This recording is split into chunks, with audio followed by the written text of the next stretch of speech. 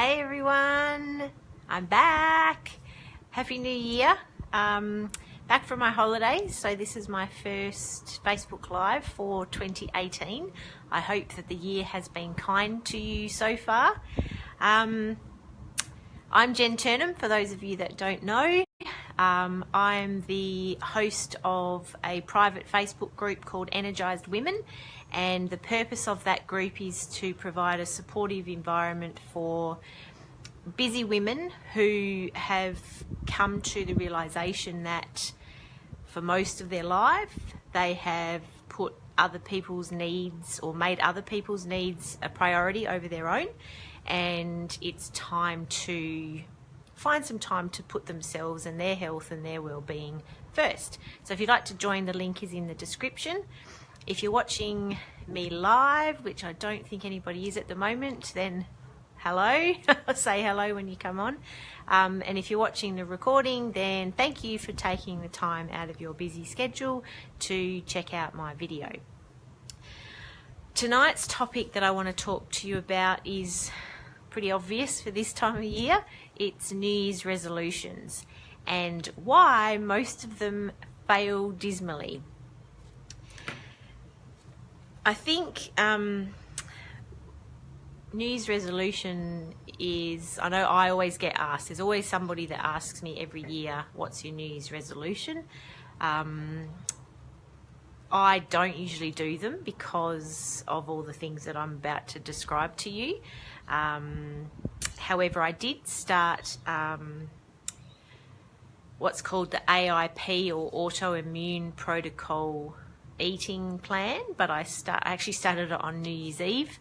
And the only reason I started it at that time is I actually did want to start it in November, but all the research I did said because it's such a strict regime and you really are quite restricted on what you can and can't eat, drink, whatever, they recommend not doing it in holidays or basically Christmas and New Year. So I wanted to start it before we went to America back in November, but then decided that's probably not a good idea based on the research I did. So I thought, well, I will start it in January, but not particularly to be a New Year's resolution. I just thought, well, that's when all the kind of partying and the craziness is over. So yeah, I wouldn't class it as a New Year's resolution, but I suppose given I started it now, perhaps it is. Anyway, I digress. I was going to talk to you about why most New Year's resolutions fail. And I think the first reason is pressure, because as I just said, everybody usually, or there's always somebody that asks. It's the topic of conversation at most New Year's Eve parties. So there's a lot of pressure to A, have one, and B, if you tell everyone what it is, then they may follow up with you later. So there's pressure to, I suppose, do it, and then there's that whole sense of guilt, I suppose, if you don't follow through with it. So pressure's number one. Also, I think lack of preparation is another challenge that most people have, and I know myself, I find that December, you're so consumed with everything that you got to do leading up to Christmas, who's doing what, where you're going, what you're doing, how you're going to spread time amongst your family, and then all of a sudden, bam, it's the 1st of January. So I think that makes it a pretty difficult time to do preparation when you're basically too busy hanging out with family. Not that there's anything wrong with that, obviously, it's a great time of year and perfect time to do it, but it just means preparation for your New Year's resolution could be hindered by the time of year. And due to that lack of preparation, that then brings in another reason why I think most New Year's resolutions fail, and that's because you then struggle with the triggers. So in my context of my new eating protocol, I noticed a trigger last night. So basically I've been really prepared, I've done a lot of meal prep, and then last night I got a little bit distracted around about 6 o'clock, which is normally when I have my dinner. I actually got distracted by cryptocurrency, which is a hot topic at the moment, but And then the next minute I looked at the clock and it was 6:45, and I thought, oh my gosh, I haven't had my dinner, I haven't got anything prepared. And with this autoimmune protocol, you have to prepare meals from scratch. So you can't just grab something from the pantry or grab something from the fridge. So I noticed that's what I wanted to do though. So that's obviously a trigger that I identified. But if I didn't do any preparation, then I probably would have struggled with those triggers. So again, another reason why I think New Year's resolutions are challenging. Hi to the people that just joined me. If you want to type hi in the comments so I know who you are, that'd be great. The third reason I think that New Year's resolutions, most of them fail, is because it's the 1st of January and January itself, or trying to do something healthy or bringing in a big change in your life, it's too big a contrast to what's been going on in December.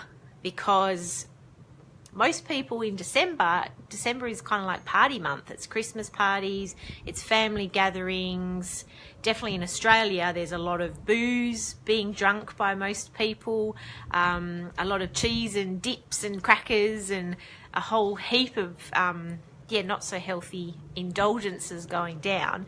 So if you go from that for almost the whole month of December, it is for some people, and then all of a sudden, bam, on January 1st, you want to turn your life around and all of a sudden eat healthy, go to the gym every day, whatever it is that your New Year's resolution might be, quit smoking, then I think you're just setting yourself up to fail there, because as I said, the contrast is just too great. It's too big a shift from the way you were living your life in December. And lastly, I just wanted to say from a brain perspective, what's going on is, in terms of making a shift like this, you need a new way of thinking, or you need a new frame, as I call it, to work from. We have a lazy brain, and basically our brain would prefer to keep doing what it's always been doing. So if you don't have that new way of thinking prepared, and you haven't been practicing that in your brain, and that's a whole nother topic that I could spend probably a day talking to you about. So if you don't have this new way of thinking prepared, then the first sign that your brain registers, oh, this is going to be challenging, or this is going to be hard, your brain's going to go, nah, give up. And it's going to be very difficult to continue, because you're fighting against your brain, and your brain's objecting because it's taking too much energy, and our brain is lazy. So they're the main reasons, I think, why New Year's resolutions don't tend to work. So what should we do, or how can we kind of counteract some of those things? I think in terms of, I think some people would prefer to do these things privately. Other people would prefer to tell everybody. Now, I don't think there's a kind of right or wrong way of doing that. I think it's an individual preference. Some people like to just put their head down, get on and do it, and then share with people once they've succeeded, or not share maybe if they don't succeed. And other people like to tell everyone and like to have that support of other people helping them to stick to their New Year's resolution. Adequate preparation, got to psych yourself up. So going back to my example of the AIP eating,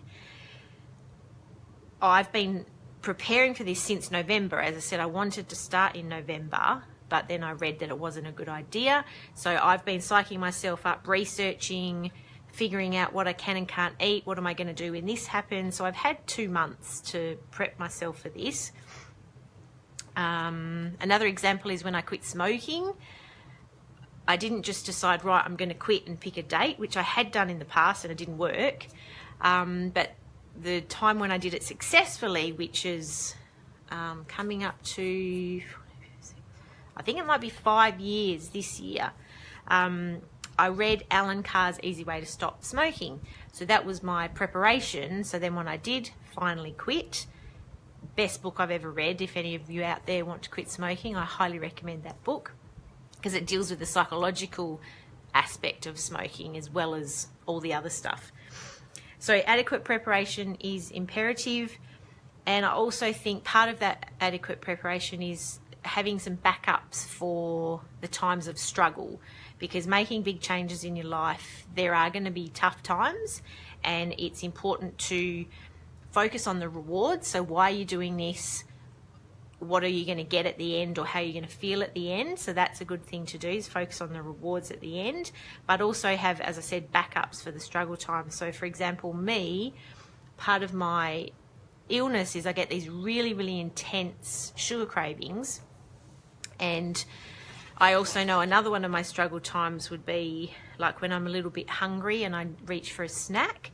So I basically had to come up with this AIP friendly snack food, which I found AIP friendly blueberry muffins, which are delicious. And so I made sure I have some of those on hand. So when I do get one of those intense sugar cravings, or if I need a snack, they're there. And lastly, I think probably the most important point out of all of this is do the change whenever is right for you. Don't save it up until a New Year's resolution when we know most of them never work. Pick a time that's good for you and do it, and put that change into practice, and then maybe implement some of the things I've suggested. So hopefully these little pointers have helped you understand a little bit more about why New Year's resolutions might not work. We'll continue this conversation in my ladies only private Facebook group, Energized Women. The link is in the description. Thank you for watching this far, and I'll see you all next week, same time, same place. Ciao.